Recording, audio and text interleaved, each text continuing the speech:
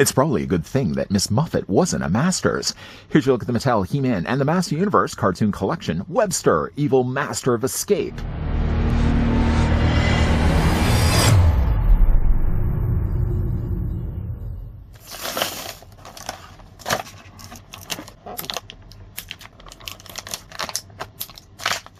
It's an exciting time to be a Master Universe fan. For longtime fans and a new generation of kids who love the action and adventure, it's time to experience the thrilling action and adventure of He-Man, Skeletor, The Secrets of Castle Grayskull, and much more. The figures in this collection stand 5.5 inches tall and have 16 movable joints, so they're highly posable for imaginative and action-oriented fun. I think of all his minions, Skeletor prefers Webstor the most, because he's never out of line. Just before we get a closer look, waiting for the applause. One's not going to be coming. Getting the tape measure, of course, and having a look at the figure. The figure's body, by the way, is going to be using the same stock body as all the cartoon collection figures we've looked at so far of the male variety.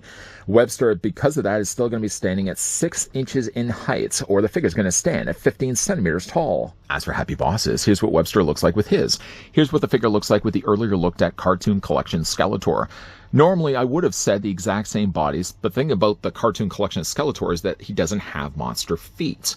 Webstor does, and he also isn't the only figure that's done this so far in the cartoon line. If you look at actually Merman is probably like the closest thing to resembling the exact same body as what we're getting with Webstor, right down to his monster feet. Merman also serves as to be a good example when you're comparing the figures. Webstor has one other thing that no other figure has had so far. I know that almost sounds like riddles. If you look at the front of his belt, he's got a little circular stone shape that's sculpted onto his belt. Skeletor never had it. Merman certainly doesn't have it either as well. If you look at their belts, they're completely smooth.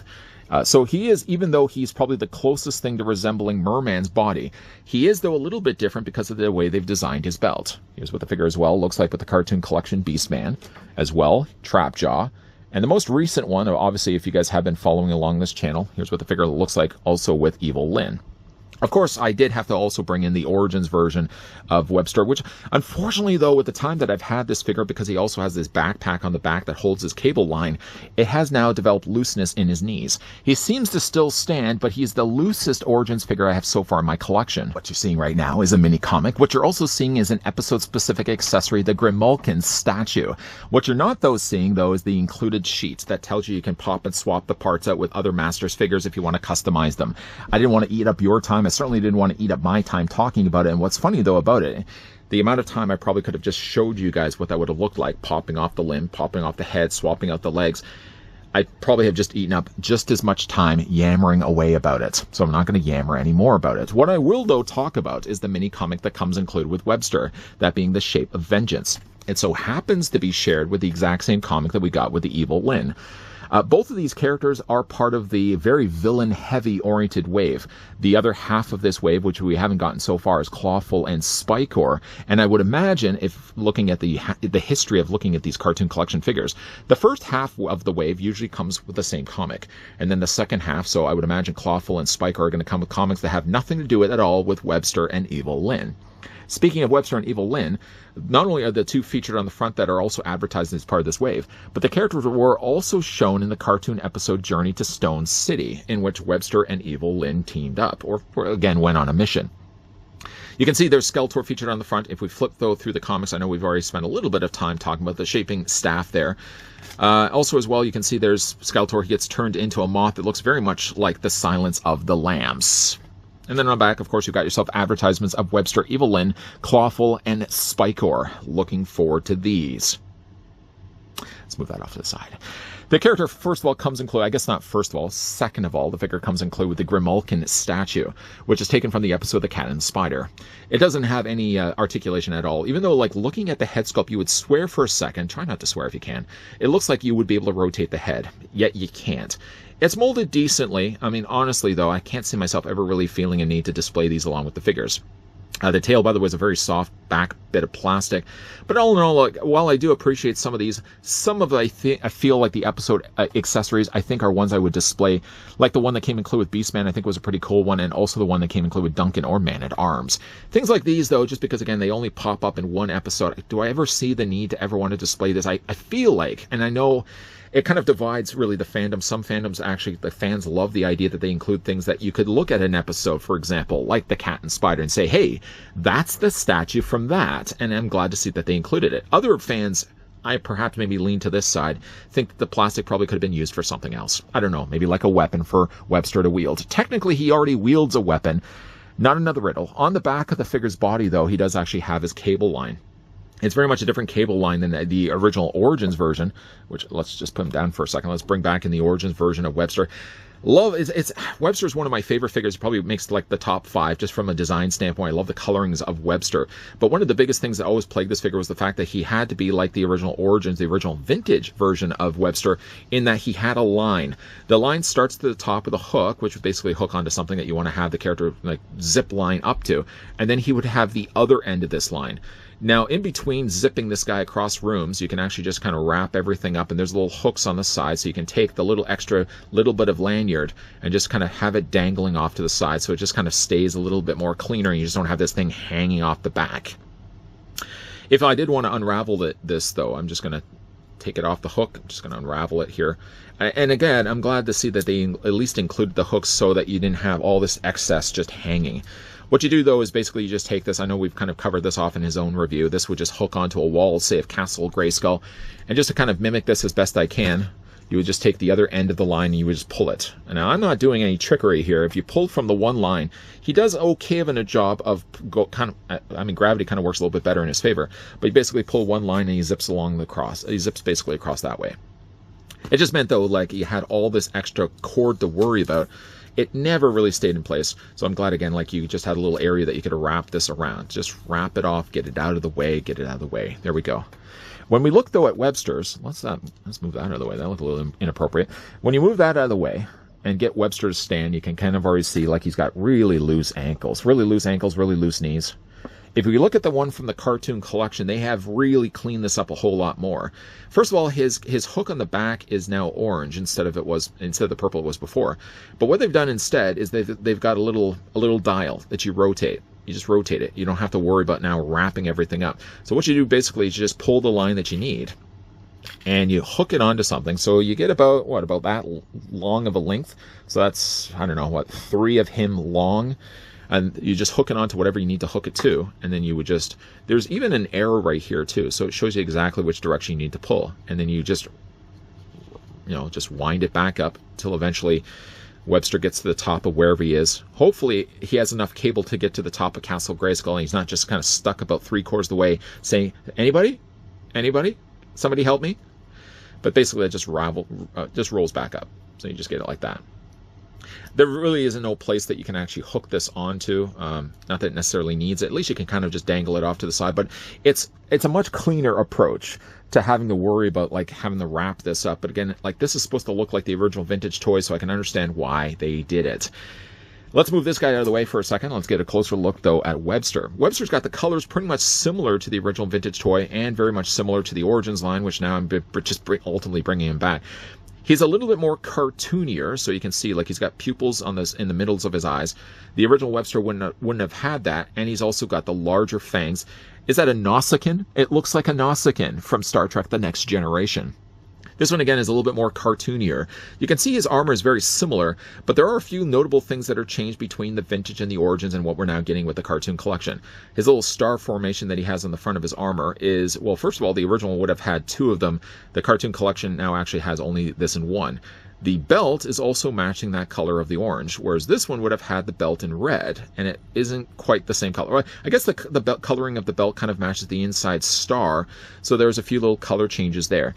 Notably, too, he's not as dark of a blue as the vintage or the Origins version of Webster, so there are a few little changes there. They definitely have softened up the colors of the blue and definitely made the purples a little bit more brighter as well. Both of them also do feature monster feet. Get that line out of the way. Both of them have monster feet. Webster just happens, though, to have a more lighter purple, and again, it matches the coloring that he has for his armor. Now, what you could do it too, if you want, is that you can actually detach the armor. There's little snap tabs here on the side, and you just detach them on both sides, and then you would just basically be able to take the armor completely off. If you took off the armor and the zip line, you're kind of really defeating the one thing that the character's known for having. But you kind of see already, like that's basically what his body would have looked like underneath. So once again, if you're putting this back onto his body, just fit that over top of his head. And then on the back, there's like a rectangular peg that sticks up. You're basically just going to take the snap and fit that over top, and then you'll do the exact same thing on this side. Yeah, very good. On this side as well. So, for the most part, it stays in place. I probably wouldn't recommend doing this all that much, just because eventually you're going to start to stretch the plastic, and there's always like this one side, for me at least, that doesn't stay completely in place. Some would have said, just leave it alone. You're probably right. But all in all, like, the colors for the character look really good. He's one of those strange instances, if not for the fact that Clawful and Spikor are also part of this wave, I would have said, like, I feel like Webstor could probably have waited. Maybe given us some characters more like Triclops. But probably what they're doing is, with planning this out in future waves, I don't think this is going to be a similar fault to what Super 7 was doing with like the Simpsons line. They're probably like saying to themselves, okay, we got to put in like we got to put in a main character, so Evelyn sort of is filling in that slot, and then we're going to kind of put in B-list characters, C-list characters that probably would have only popped up in 1 or 2 episodes, and Webstor just happens to fall within that category along with Clawful and Spikor. Will we get ourselves a Triclops? I'm sure we will. Obviously, we're going to probably be getting him in probably a next wave, I would imagine. But it just seems a little out of place. It seems just strange to me that we were getting Webstor so early into this. But I guess because, again, like, they're planning this out for future waves. Either way, though, the articulation here for Webstor, head sculpt's going to be on a ball joint, so it rotates, yes, all the way around. The head looks down, the head looks up, and it also can rock back and forth. He has, bearing some resemblance, I feel, to Too Bad, which is a figure we'll be looking at in an upcoming review from the San Diego Comic-Con exclusive release.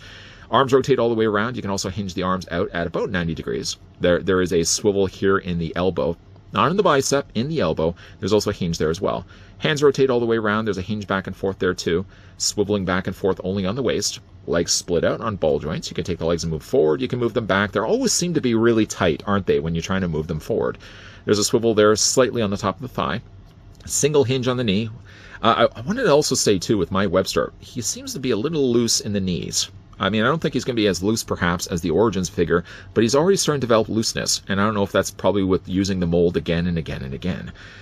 Boots rotate back and forth. There's a hinge up and down, and you can also rock them as well. And the figure, of course, does have toe articulation.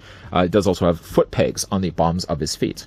Again, like, looking at the figure, if you were to compare him, he is probably, again, the most resembling Merman, just simply from the fact that, I guess even really with the gloves, too. I mean, even though Merman really did have, like, this part of the cuff that was sculpted onto his forearm, the hands themselves are also a little bit different, too, so I guess it's really more so just the torso, the lower legs, and, of course, the monster feet.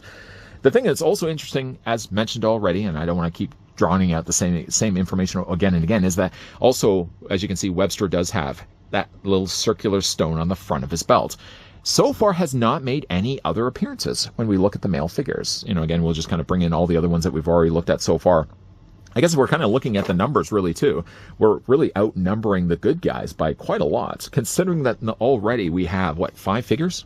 I guess technically if you look at Evelyn, we've now got 6 baddies from the Filmation cartoon series.